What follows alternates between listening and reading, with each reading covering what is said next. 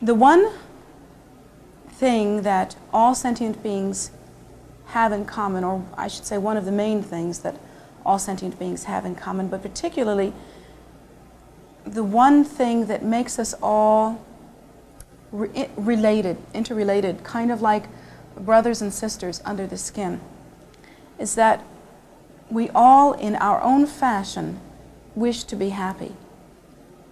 And if you examine the content of your life and what you've done and not done up until this point, you'll find that just about everything that you've engaged in up until this point has been, in some regard, an attempt at being happy.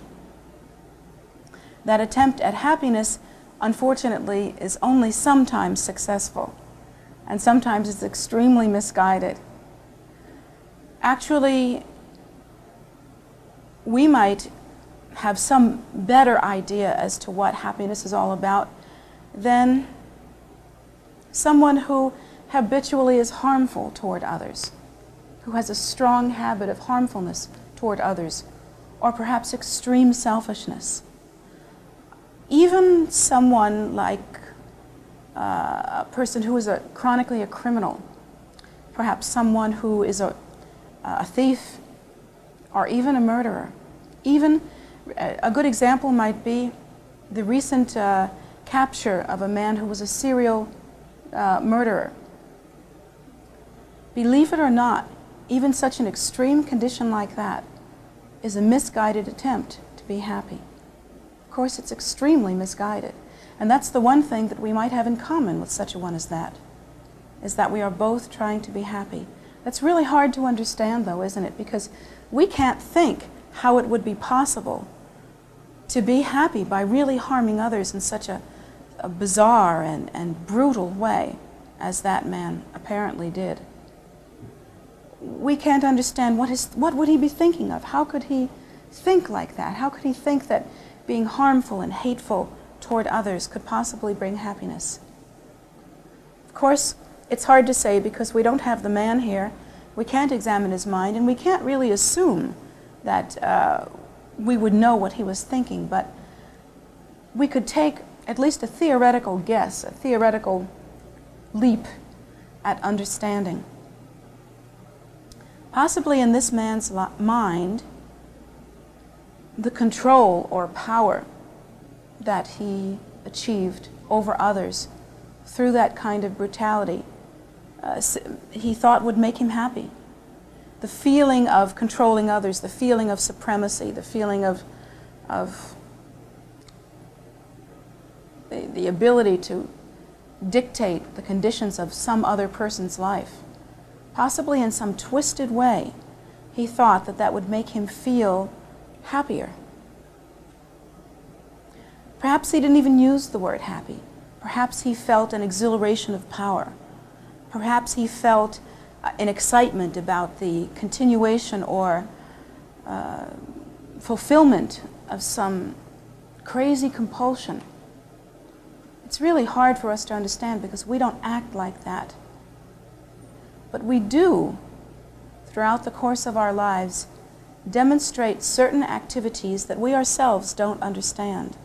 Sometimes we'll watch ourselves act completely out of character.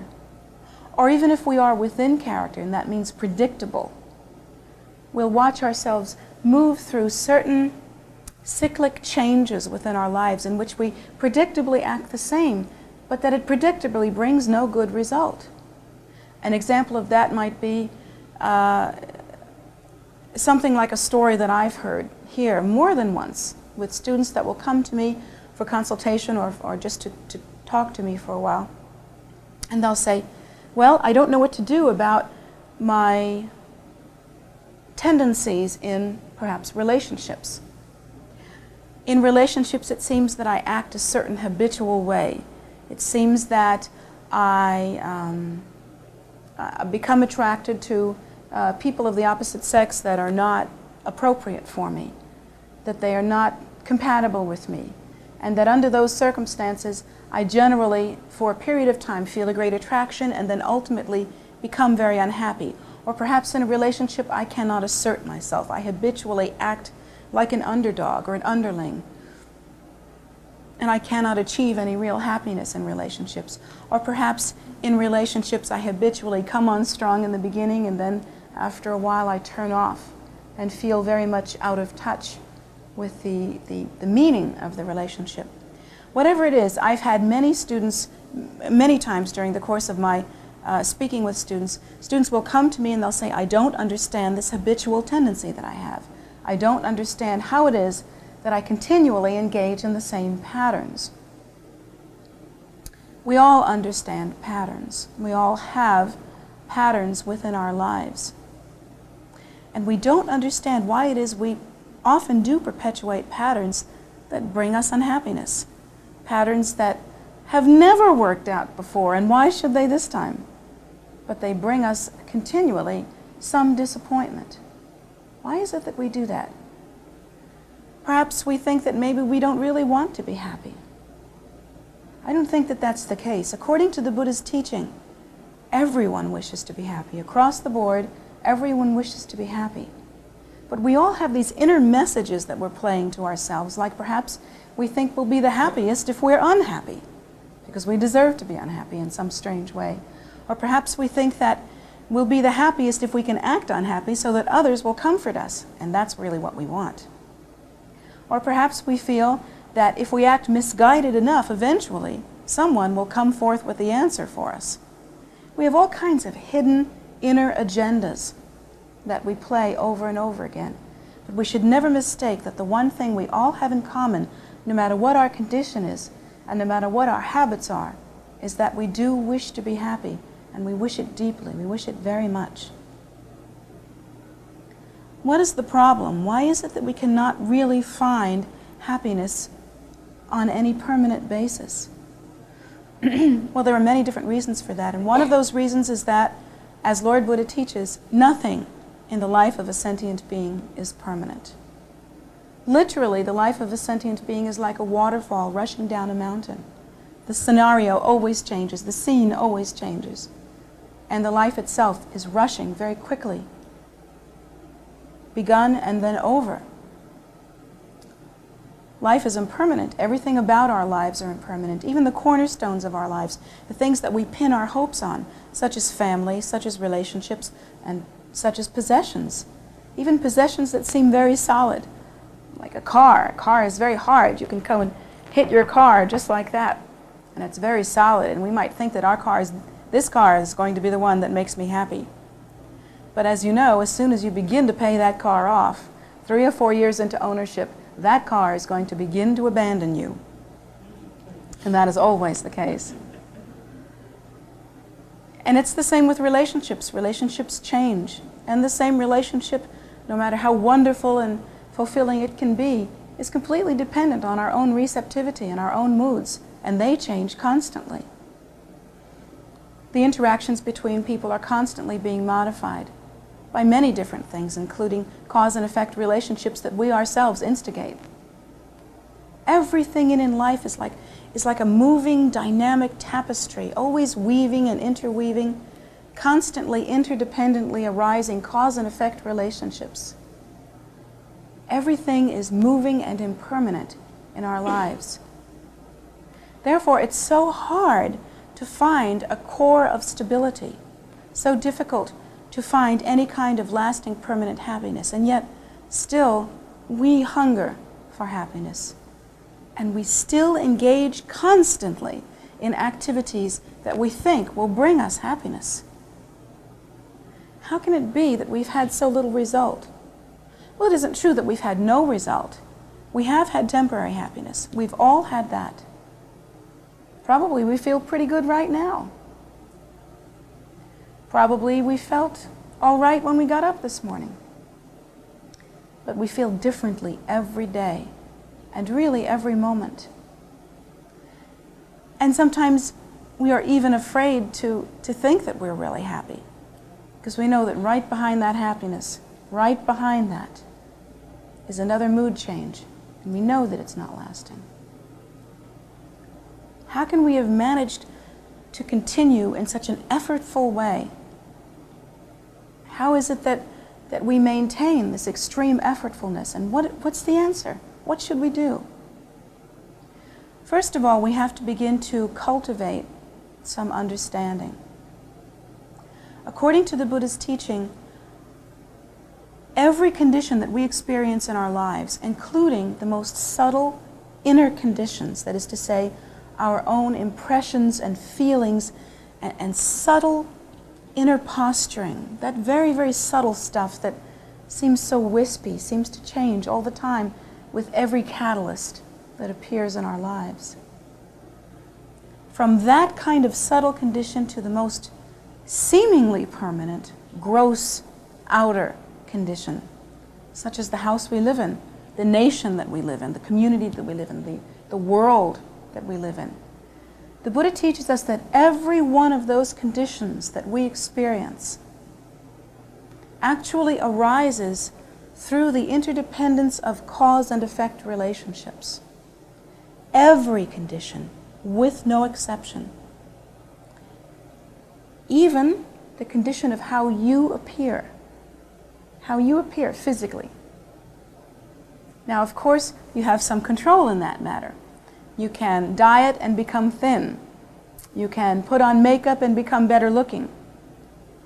You can take off makeup and become either better or worse looking, depending on how well you apply makeup. You can gain weight. You can do different kinds of juggling in order to make yourself appear more attractive through wearing different clothing or what have you. But there are some things about which it seems that we have no control. For instance, the genetic tendency of our body to be in a certain way. Some people are shorter than others, some are taller. Some have a tendency towards a more squat body form, and others have a tendency towards a very lanky body form. These things seem to be beyond our control, and we can look at our parents or our grandparents, and it seems as though we have the same genetic structure as them.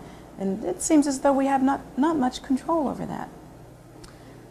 But according to the Buddha, even such things as that appear to be handed to us from the time of our birth, even such things as genetic predisposition, these are the result of karma. The Buddha teaches us that the house that we live in, what are the conditions of our living? Do we live in a beautiful house? Do we live in a happy and harmonious family situation?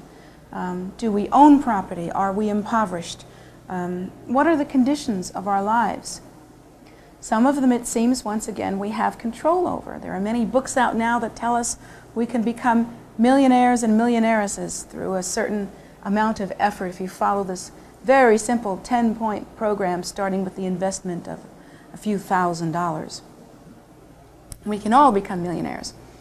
And for some people, I'm sure that kind of program has worked. And yet, there are some conditions in our lives that are seemingly unbeatable. For instance, what if personality-wise we don't seem to have that certain mindset that permits us to engage in that kind of activity? And then what if we don't want to? Some people feel chronically defeated and have always felt so, and they never take aggressive moves toward gaining whatever it is that they want. But other people seem to have to do nothing, and happiness comes to them, or prosperity comes to them. There are so many conditions in our lives that seem controllable, and they're mixed in with conditions that seem uncontrollable. How are we to understand that? Well, the Buddha teaches us that we have, at best, a very partial, very minimal understanding of cause and effect relationships.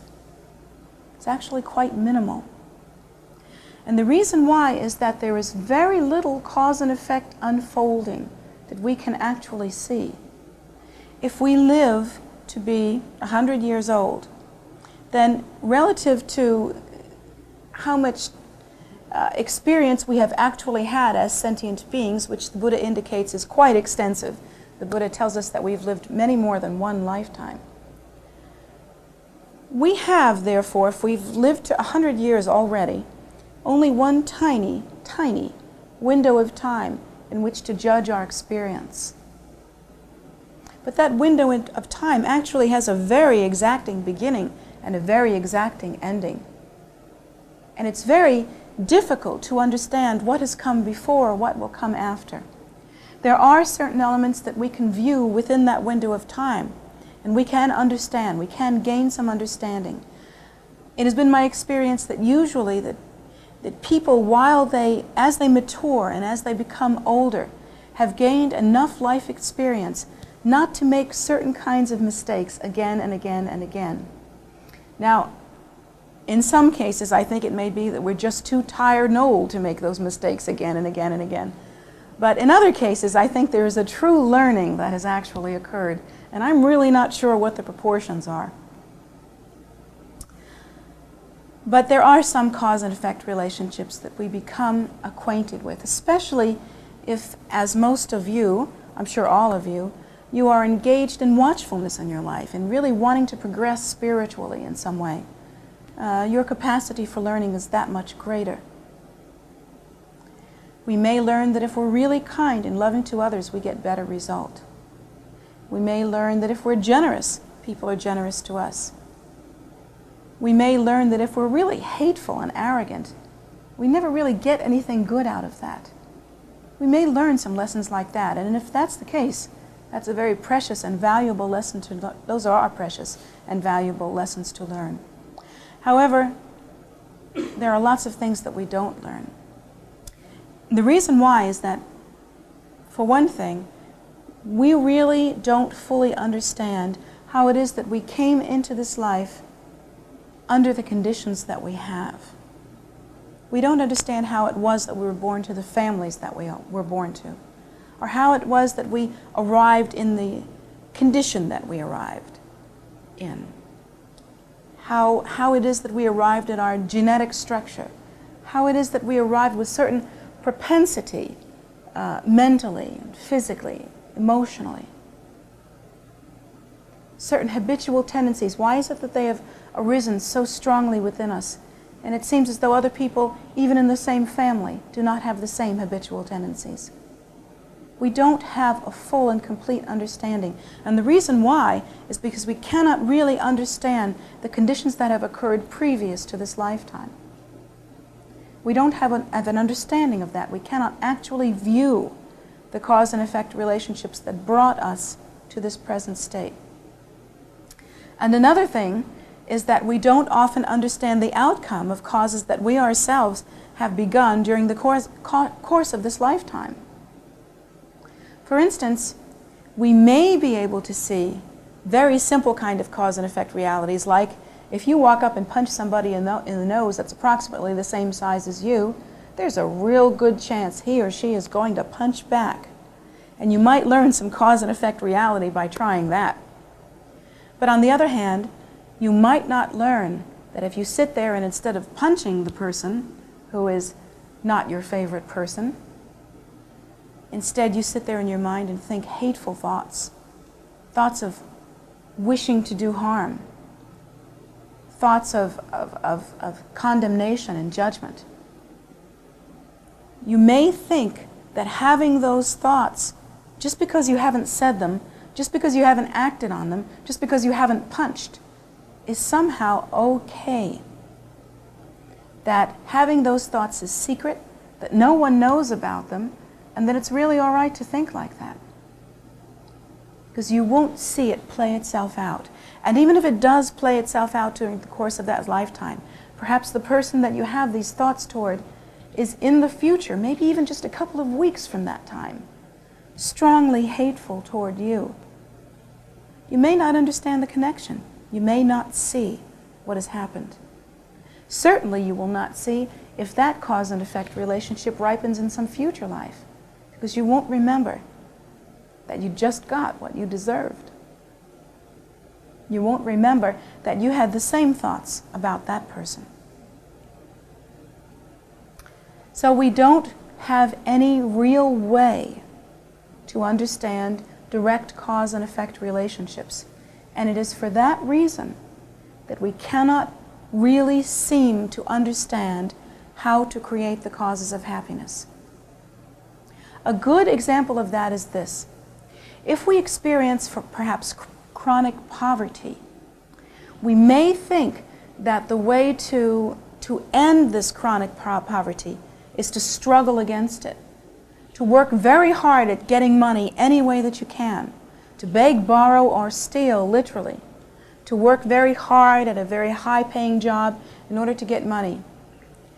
What we won't understand is that probably whatever we do within that realm of activity will have temporary result at best. It may work for a period of time, then again it may not. I know people that work hard and can't seem to get anywhere.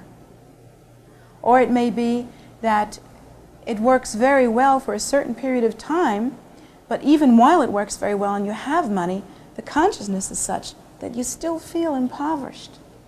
You can't enjoy it, can't get anywhere with it, can't use it for any good result. It simply sits. And to all intents and purposes, you are still impoverished. It's very difficult to understand how it is that these cause and effect relationships play themselves out. Now, according to the Buddha's teaching, if you have a great deal of affluence at this time, if that is easy for you, then what has actually occurred is that in the past you have accumulated a great deal of merit through generosity. Through generosity, through giving to others. And that is why in this lifetime it is easy for you to accumulate money, or easy for you to enjoy money, or easy for you to feel wealthy even if you don't have much money. It is easy for you to feel that you have plenty, enough, that you're just fine. Either inwardly or outwardly you are prosperous. This is a hard lesson to take in, because we want to feel that this personality in this lifetime was responsible for doing something in a very competent way in order to achieve these excellent results. But according to the Buddha, in many cases, prosperity is the result of generosity. In fact, in all cases, prosperity is the result of generosity. And a person who is chronically impoverished is a person who has not been generous and continues to not be generous with their resources, with their time, and in their hearts. The Buddha teaches us the antidote to poverty is not getting money any way you can, but that the antidote to poverty is kindness and generosity and putting out in order to benefit others. Actually, these are the teachings and lessons that we are trying to implement here in this temple. One of the goals that I have personally invested a great deal in is to try to create in this temple an opportunity for sentient beings to invest their effort, their kindness, their resources in whatever way in order to bring benefit to others. I feel that this is a beneficial practice. According to the Buddha's teachings, this is one way to create the perfect interdependent cause and effect arising in order to create the kind of happiness that we wish. The efforts that we engage in here have to do, actually I should say the efforts that we engage in here don't seem to bring much result at this time in this way. Right now, for instance, we are holding a 24-hour-a-day prayer vigil. There's always someone in that room behind the staircase, the shrine room, who is praying for the welfare of sentient beings. We actually take 2-hour shifts and we go round the clock 24 hours a day. Now, what is that producing for us now?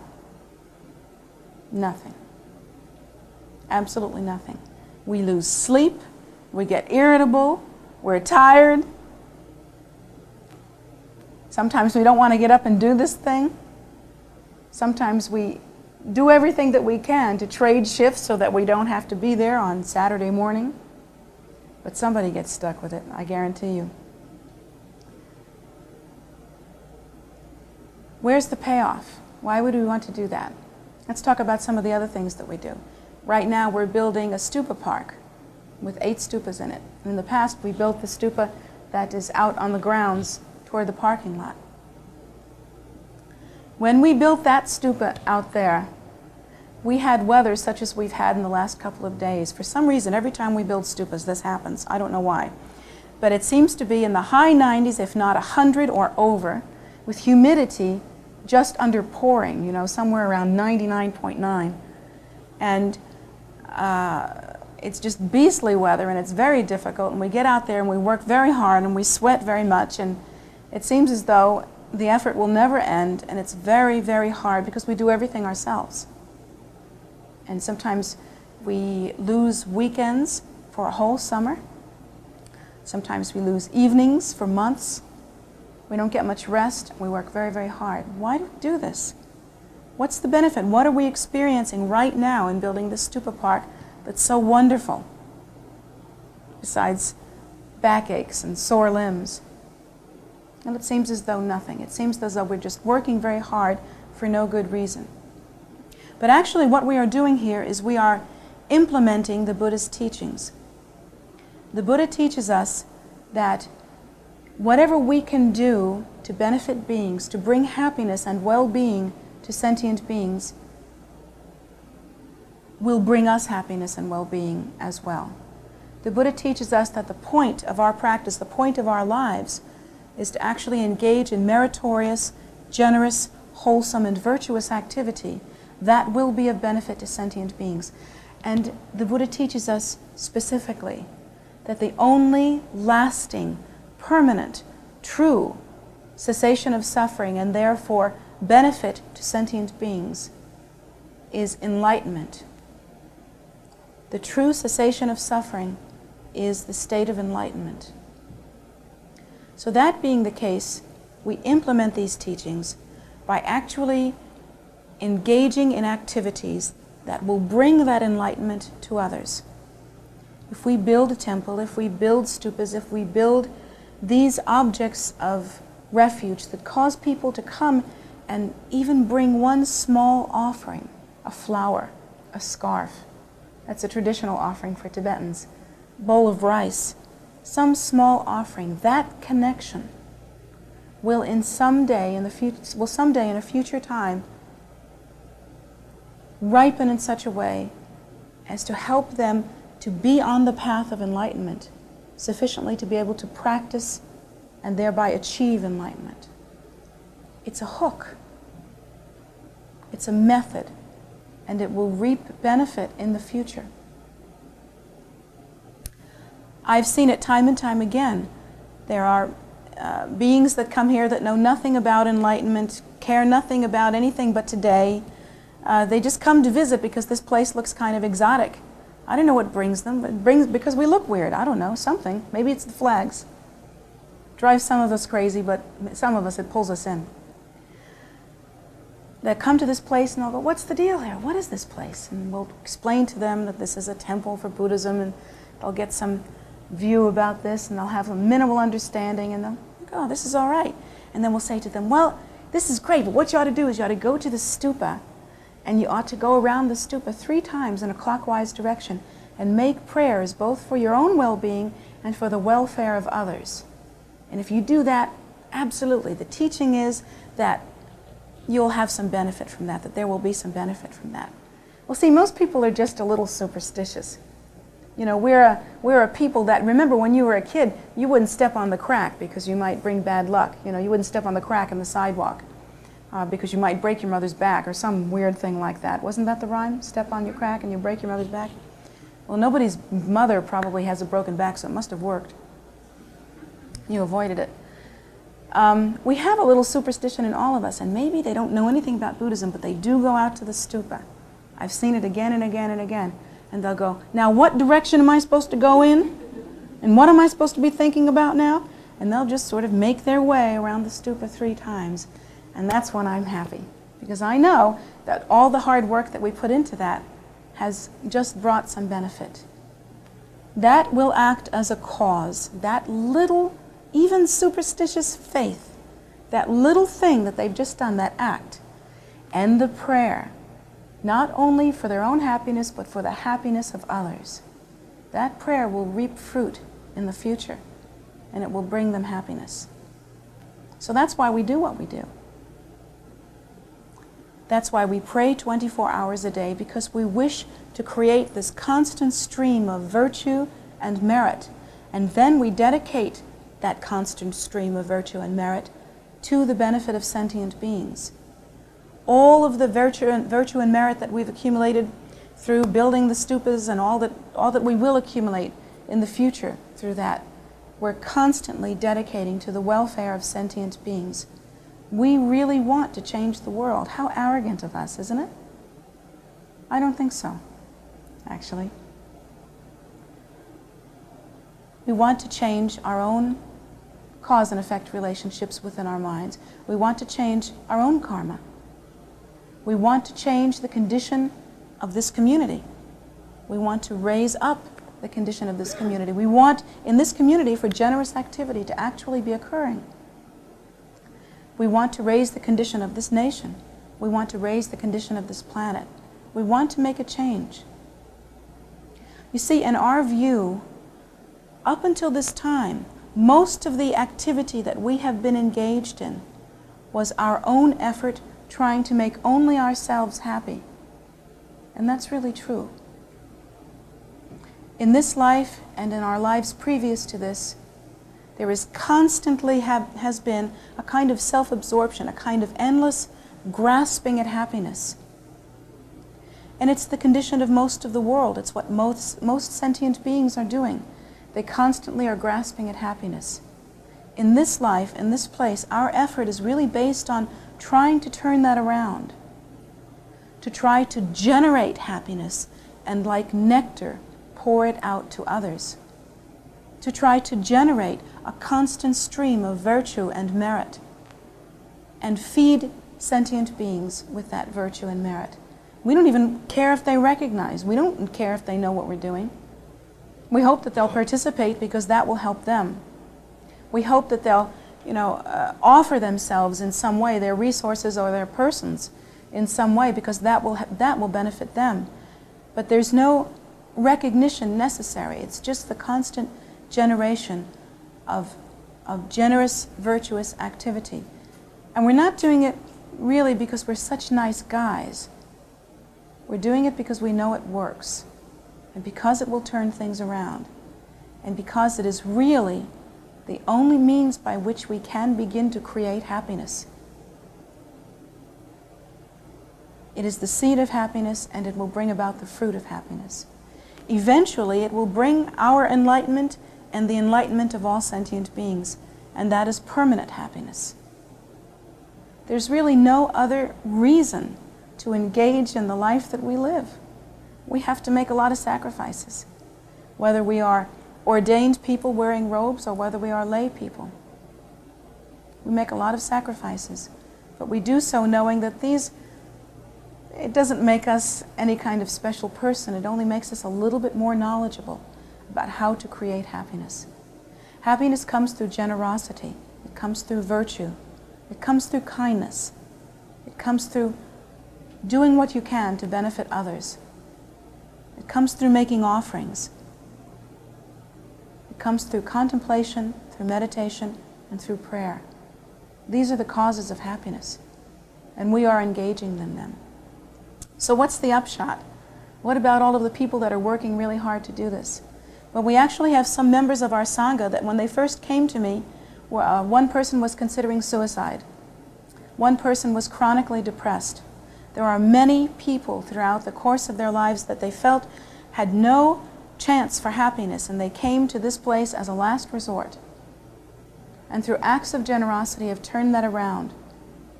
Among us, there really isn't an unhappy person. There really isn't a person who's chronically depressed or anywhere near suicide. And in our society, these things are considered normal. It is considered so frequently found as to be a common occurrence. So please understand that you do have the power to create within your life the causes that bring about the effects of happiness.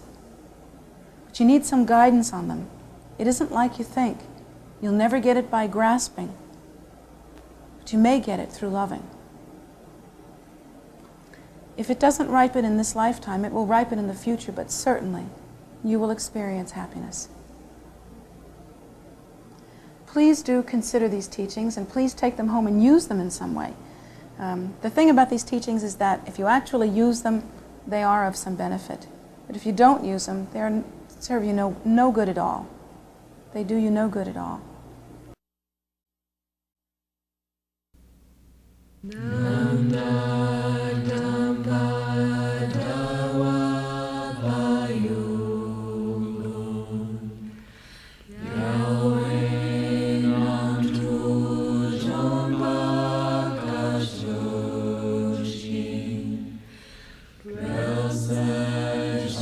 To